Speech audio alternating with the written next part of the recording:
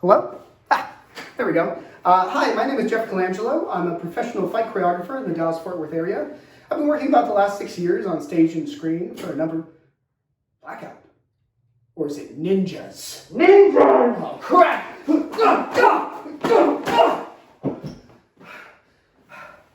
Sorry about that. So, anyways, we're going to be learning a number of illusions so that we can safely find... Oh, come on! We're going to be learning a number of illusions so that we can safely fight on the stage and screen in a number of different formats. Oh my gosh! What are you even doing, man? Today we're going to be learning some stage combat.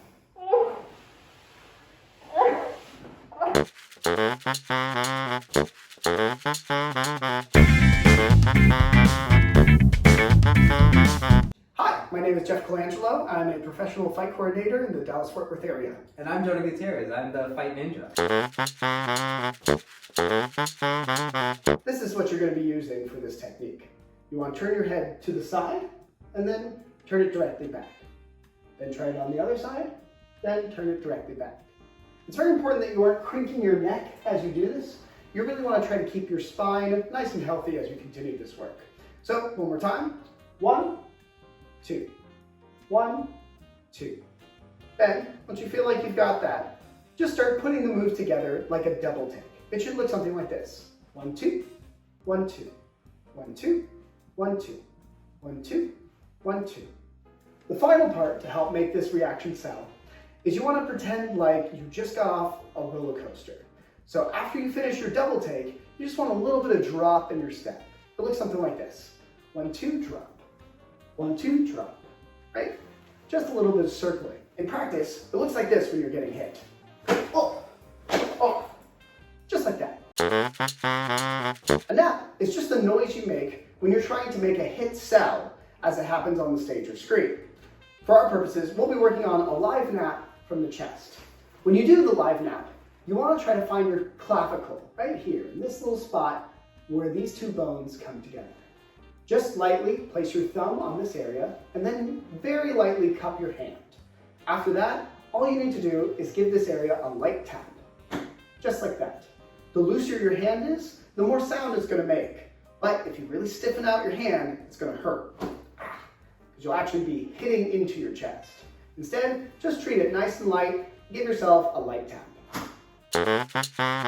The final technique that we're going to learn by ourselves is the steps for the arrow punch, or the John Wayne punch.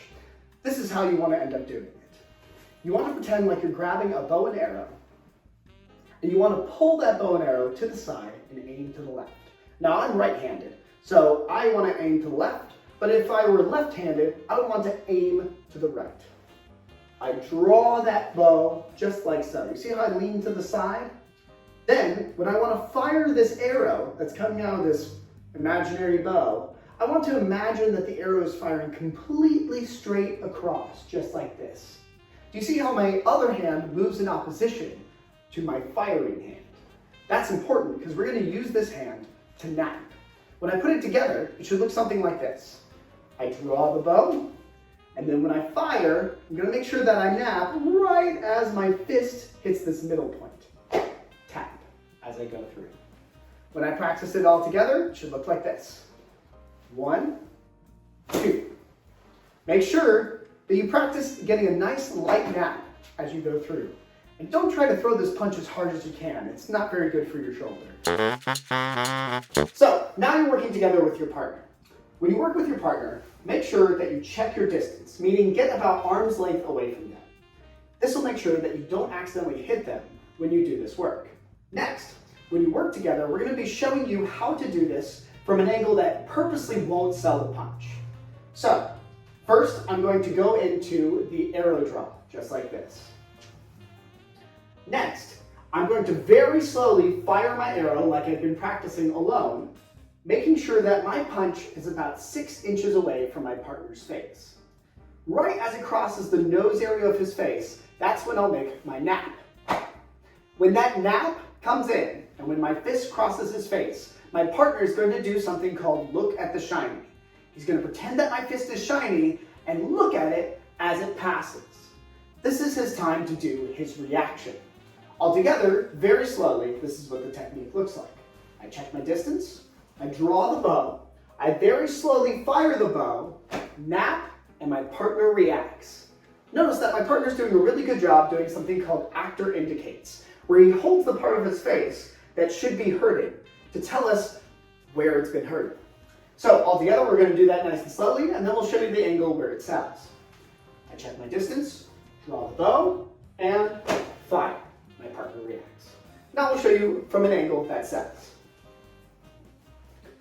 So now I have my partner in an angle that sells. This is called camera A, camera B position, or stacking people. What I'm going to do again is check my distance with my partner, draw the bow, and then very slowly, fire. One more time, check my distance, draw the bow, fire. The reason why this technique ends up working is that the human eye has really terrible depth perception. So we have a hard time telling the difference between a fist actually making contact with someone's face or coming right in front.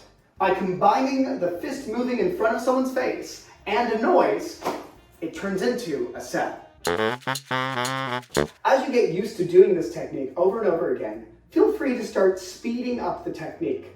Just be careful of going too fast that it gets out of control. To be clear, Jonah and I have never moved from our positions. We are still maintaining our arm's length distance away from each other. So this is the technique up to speed. I draw the bow and fire. One more time, check my distance, draw the bow, fire. Once you feel like one partner has gotten it down, give your other partner a chance to hit you. My partner checks his distance, draws the bow, and then fires. See, it's all pretend. Once you feel like you have this technique down, now it's time to try to put this together as a John Wayne sequence.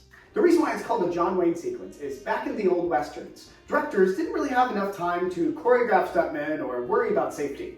So the stuntmen were kind of in charge of their own safety and their own choreography. This sequencing was a technique that they would use to endlessly repeat choreography until the director called cut in a way that was safe and looked effective for the means of the Western production.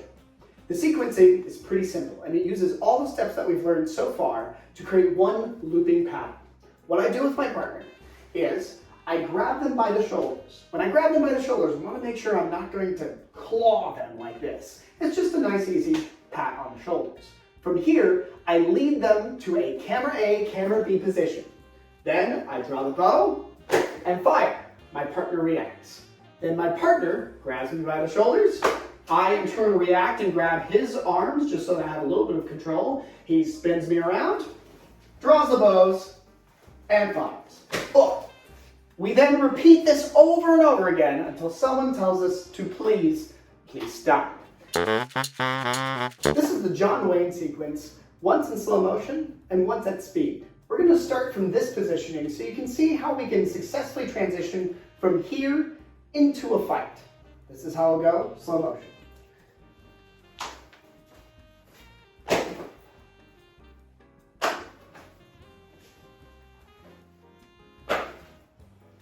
You get the point. Now we're going to go at speed. Here we go. And grab. Come here, Jim. Yeah. Whoa! Your turn. Oh, it's nothing, Bessie. Come over here.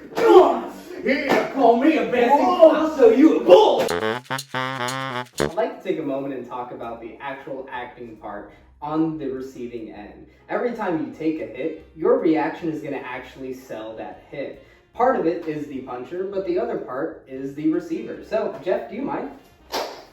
Now, when you get ready to take this hit, your director might give you a note on where they want that hit to strike, or your fight director. Fight director might say, we're going to take it to the nose. So, would you mind punching me? At which point, you're going to grab your nose, but you're going to want to do something that sells you took a hit. Most people will lean their nose up to take a bleeding moment. Now, let's say Jeff really nails me. Acting a little dazed, indicating your face, is going to take you there and really show the audience that that hit was a doozy. But let's say you're the Rock Dwayne Johnson. Jeff, do you mind?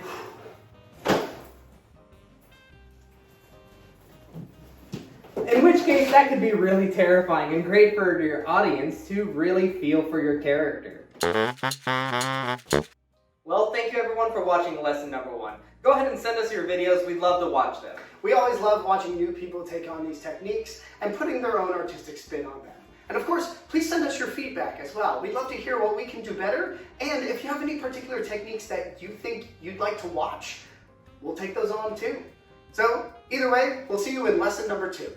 And again, thank you.